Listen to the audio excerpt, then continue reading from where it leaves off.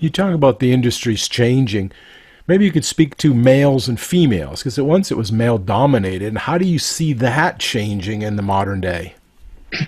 Yeah, look, it's, I think we can all agree for quite some period it's been a very heavily, male-dominated industry. And it's changing a lot. It's nice to see a lot more female presence in key positions and senior positions. A couple of years ago when I was doing some work for a hotel group, I had this girl in the kitchen. She was a sous chef, second in charge, and we went externally to recruit a head chef. Head chef came in. Unfortunately, after 6 weeks, I had to move him along. And this, the girl that I had as the sous chef, she stepped up. She put her hand up, said, "Chef, look, I'm happy to do 6 days a week, whatever it takes until we get the right person." And I thought, wow, that's amazing. Thank you.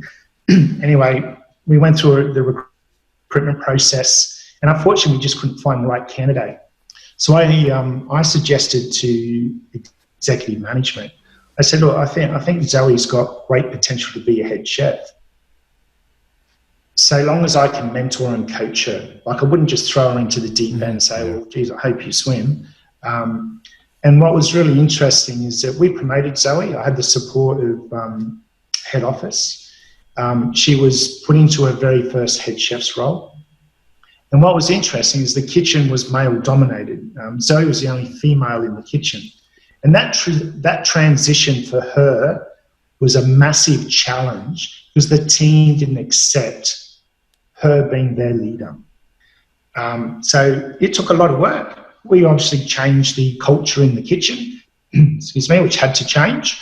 And the good thing is she went on to win restaurant awards. So, kudos to her for, digging deep. The potential is there. And I think that's the big thing in our industry. It's identifying the potential and nurturing it, because she had all the attributes, she had the willingness, and all the tough times, and I would take her away into my office and we'd have one-on-one conversations, from a mentoring perspective. But at the end of the day, she answered all her own questions. It wasn't me telling her what she had to go and do. It's, the hardest part in a kitchen is just taking the time to stop and listen. Just listen to people, because you tend to find the answers right there. And that's how you learn. You learn by listening, not by barking instructions all day.